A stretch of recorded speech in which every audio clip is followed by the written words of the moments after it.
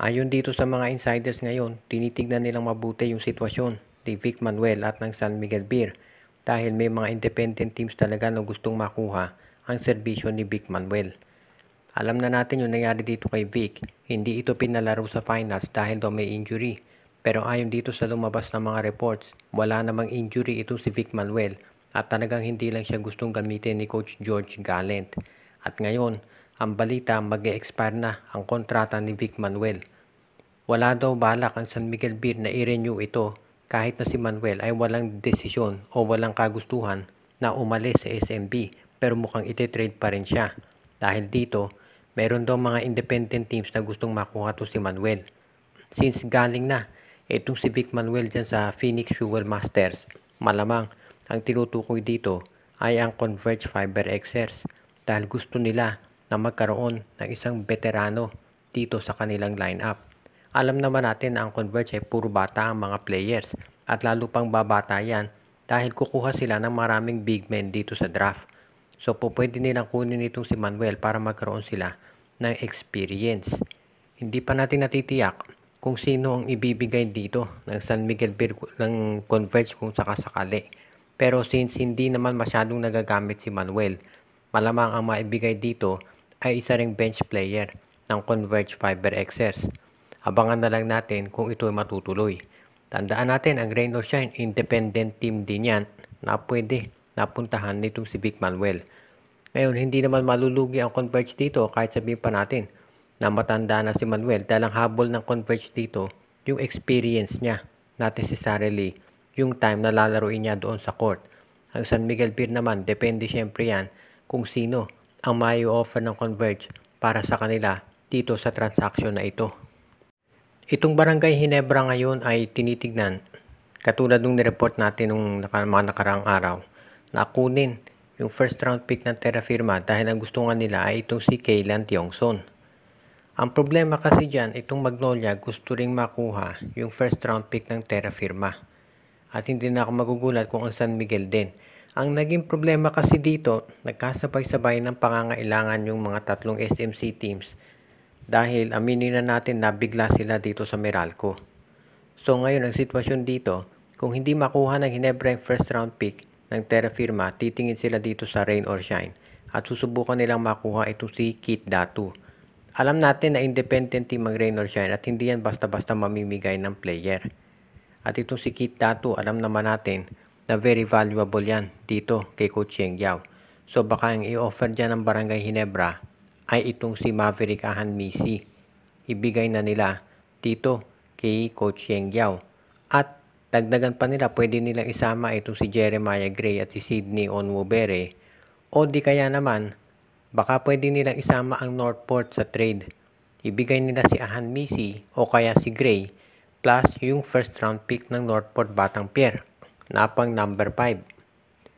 Ibig sabihin yan, ang makukuha ng Rain or Shine, si Ahan Misi, yung first round pick ng Northport, kapalit ni Kit Datu sa Ginebra. Ang Northport makakakuha naman ng mga ibang player sa ROS at sa Ginebra. Ang maliwanag dito ang Ginebra, gustong kumuha ng isang wingman o kaya isang big man na makatutulong dito sa lineup nila. Dahil nakita na ni Coach Tim Cone na itong si Jamie Malonzo at si Jeremiah Gray parehong injury prone. Talented talaga sila pero ano naman nyo kung lagi namang injured. Katulad nung kay Terence Romeo sa San Miguel, palaging injured. So ngayon, tumitingin ang Ginebra sa iba't ibang teams. Very much in demand ngayon itong Blackwater Bossing, particular na itong kanilang first round pick sa darating na PBA draft. Hindi pa natin natitiyak kung sino ang makakakuha nito. Pero alam natin na itong Barangay Ginebra, itong Converge, itong TNT ay ilan lamang dito sa mga interesado dyan. At sa mga options na yan, isa doon sa mga sabihin nating front runner ay itong Barangay Ginebra at itong Converge Fiber Xers. Sa ngayon, ito Converge Fiber Xers, mukhang sila ang determinado na mag-offer talaga.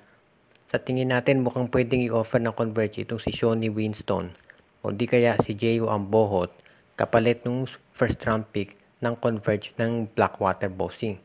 Tandaan natin, mataas na pick yung si J.U. Ambohot at yung potential nito, grabe.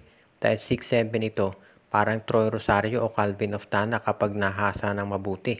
Kaya hindi na ako magtataka kung ibibigay ng Blackwater yung kanilang draft pick para lang makuha si Ambohot o kaya si Shawnee Winston. Kasi kung ikukumpara natin, ano ba ang may offer ng Ginebra kumpara dito sa Converge? Well, of course, nandiyan si Maverick Ahanmisi. Pero siguro ang titignan dito ni Coach Jeffrey Cariaso yung future potential. At kung titignan din natin, mas maliit yung salary na makukuha o magagastos nila dito kay Shawnee Winston at Ambohot kumpara dito kay Ahanmisi. So sa tingin ko, from a practical point of view, mas pipiliin ng Converge itong si Ambohot o kaya si Shawnee Winston kaysa kay Maverick Ahanmisi. Pero depende pa rin niya syempre dahil baka magkaroon ng ibang offers. Ang maliwanag dito, itong Converge, hindi ng Blackwater ang kinakausap, kung hindi pati Terra Firma. Dahil talagang gusto nilang makakuha ng maraming draft picks ngayon. Sa mga fans ng Magnolia na nagtatanong kung ano bang mangyayari dito kay Abu Tratter, sa tingin natin mukhang mananatili muna yan dito sa Magnolia hanggat wala tayong nakikita na posible nilang makuha na mahusay na kapalit. Ang nagiging issue kasi dito ngayon sa Magnolia Chicken Templados at kay Abu Tratter, maraming mga teams gustong makuha itong si Tratter. Pero ang problema kasi may mga reports nga na lumabas dati na ito raw ay gusto na maglaro sa abroad. Papa-expire na kasi yung kontrata niya at syempre medyo risky yan para do sa teams na susubok na mag-acquire sa kanya. Nakita nga natin si Javi Gomez de Leano, hindi nga expiring contract, biglang umalis dahil nakakuha ng offer sa South Korea. So yan ngayon ang tinitignan ng ibang teams. Pero assuming ma-convince nila si Tratter na manatili dito sa PBA, maraming mga teams ang magkakagusto dyan dahil to ay isang big man. Meron tayong mga teams na alam dyan na kailangan ng center. Unang-una yung NLEX, tapos ang Phoenix kinakailangan din. Si Coach Yeng Yao sinabi gusto nilang kumuha ng isa pang big man. Ang Northport kailangan din yan dahil itong si JM Calma merong ACL injury. Ang TNT, alam natin naka-ACL din ito si Brandon Rosser. So ang daming teams na pwedeng pagtalhan dito kay Abu Tratter, kaya hindi magiging problema yan. As soon as makakumbinsi ng Magnolia si Tratter na manatili dito sa PBA, hindi sila mawawalan ng mga potential na ka-trading partner. Ngayon, titignan muna syempre ng management dyan kung mag-a-agree si Tratter dahil syempre kinakailangan magkasundo muna sa length ng kontrata at kung magkano ang ibibigay. Kaya sa ngayon, yan ang dahilan kung bakit yung mga trade transactions dito kay Tratter ay naka-on hold muna. Pero rest assured, naghahanap ang Magnolia ng mga trade partners.